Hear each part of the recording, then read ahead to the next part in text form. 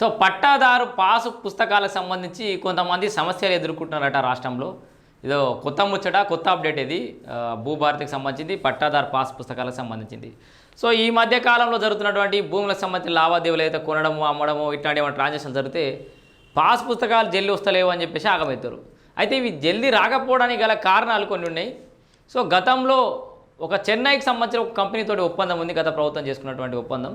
ఇప్పుడు మనము చేస్తాం అన్నీ కరెక్టే, పాస్ పుస్తకాలు ప్రింట్ చేయాలి కదా, ముద్రణ సంస్థ ప్రింటింగ్ ప్రెస్కి ఇవ్వాలి కదా, అట్లా చెన్నైలో ప్రింట్ అయ్యి రావాలి, అక్కడ నుంచి పోస్ట్ ఆఫీస్ ద్వారా బట్వాడా ద్వారా వస్తాయి మనకి. సో ఆ సంస్థతోటి ఒప్పందం అనేది ముగిసిందట. అంటే ఏదైతే మనం మాట్లాడుకుని ఉంటుంది కదా, సో అదనేది ముగిసింది. సో ఆ ఒప్పందం ముగిసిన కారణంగా పట్టాదారు పాస్ పుస్తకాలు వస్తలేవు. మరి దీనికి సొల్యూషన్ ఎట్లా? అరే మాది ఎన్నడో నెల 15 రోజులు మరి రిజిస్ట్రేషన్ అయ్యి ఇంకా పట్టాదారు పాస్ పుస్తకం వస్తలేదు అనేటోళ్ళ గురించి వార్త. మీరేం ఆగం కావాల్సిన అవసరం లేదు, వర్రీ కావాల్సిన అవసరం లేదు. వాళ్ళకి డిజిటల్ ఈ పాస్ పుస్తకం అనేది వస్తుంది.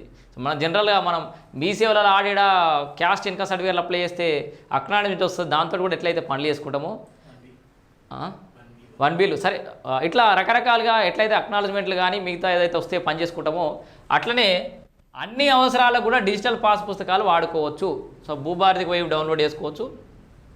మీకు ఫిజికల్గా పాస్ పుస్తకం మీకు రాకపోయినా ఆన్లైన్లో డౌన్లోడ్ చేసుకొని వాడుకోవచ్చు. ప్రభుత్వం ఎక్కడైనా కూడా దీన్ని యాక్సెప్ట్ చేస్తుందట. యాక్సెప్ట్ చేయాలని చెప్పేసి కూడా ఆదేశాలు కూడా ఇచ్చిరట మందా మకరంద్ గారు, CCLA కార్యదర్శి. సో మొత్తం ఒకసారి ముచ్చటేందో చూద్దాం. అన్ని అవసరాలకు కూడా డిజిటల్ పాసు పుస్తకం ప్రభుత్వ శాఖల్లో చెల్లుబాటు. భూభారతి సెక్షన్ 10(6) కింద వెసులుబాటు. భూభారతిలో ఒక సెక్షన్ పెట్టిన దాని కింద వాడుకోవచ్చు. చేతిలో పట్టాదారు పాస్ పుస్తకం లేదనే దిగులు అక్కర్లేదు.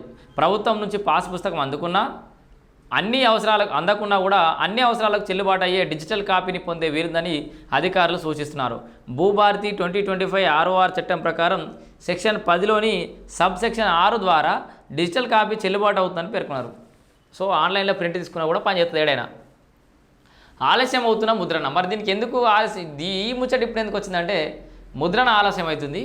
ముద్రణకు సంబంధించిన సమస్యలతో పాస్ పుస్తకాల పంపిణీలో జాప్యం జరుగుతోంది. చెన్నైకు చెందిన ఓ ముద్రణ సంస్థతోటి రెవెన్యూ శాఖ పుస్తకాలను ముద్రించి ఆ తపాలా శాఖ ద్వారా బట్వాడా చేస్తోంది.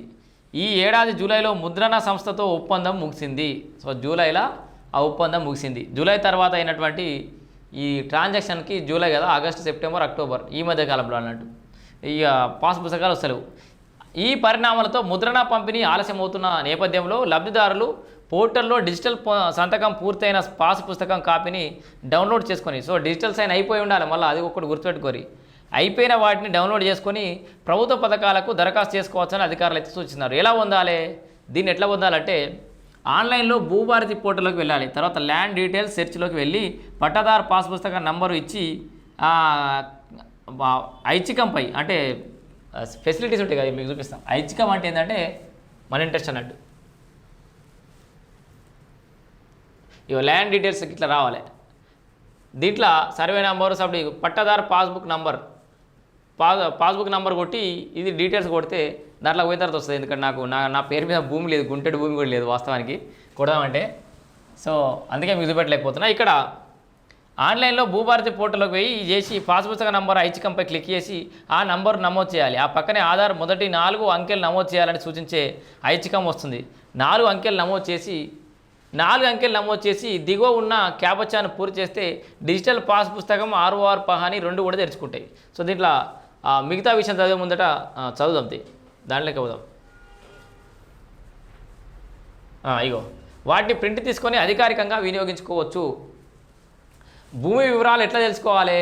ఆన్లైన్లో భూభారతి పోర్టల్లోకి వెళ్ళాలి. తర్వాత ల్యాండ్ డీటెయిల్స్ సెర్చ్లోకి వెళ్ళాలి. Survey number, sub division number click చేసి జిల్లా, మండలం, గ్రామం పేరు నమోదు చేయాలి. ఆ వెంటనే survey number, sub division number నమోదు చేసి ఐచ్ఛికం వస్తుంది. దానిలో సర్వే నెంబర్ నమోదు చేస్తే ఆ పక్కనే ఖాతా నెంబర్ అడుగుతూ మరో ఐచ్ఛికం వస్తుంది. దాన్ని నింపి కింద గడుల్లో ఉన్న ఆంగ్ల అక్షరాల అంకెలు పక్కనే ఉన్న ఎంటర్ క్యాప్చా గడిలో నమోదు చేసి ఆకుపచ్చ రంగులో ఉన్న ఫెచ్ అనే చోట క్లిక్ చేస్తే భూమికి సంబంధించిన పూర్తి వివరాలు వస్తాయి. అందరూ తెలిసిన విషయాలే మళ్ళా రాసిరిడా. సో మీ సేవా కేంద్రాల ద్వారా ఆయా సేవలు పొందే వీలుంది. సో ఇవన్నీ మీరు ఎక్కడ మీ సేవా కేంద్రాలలో తీసుకోవచ్చు. సో ఇక్కడ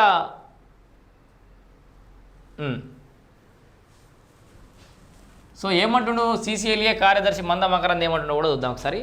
డిజిటల్ పత్రాలు అనేది వినియోగించుకోవచ్చు.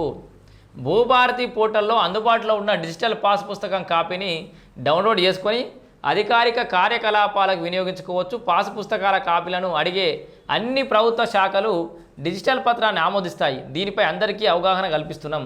సో మీరు ఎవరేం ఆగం కావద్దు. మేము ప్రతి సంస్థలకు చెప్తాం, వ్యవస్థలకు చెప్తాం. మీరు ఎక్కడైనా డిజిటల్ పాస్ పుస్తకాలు కూడా అలో ఇవ్వరని వాళ్ళకి చెప్తాం, మీకు కూడా చెప్తున్నాం.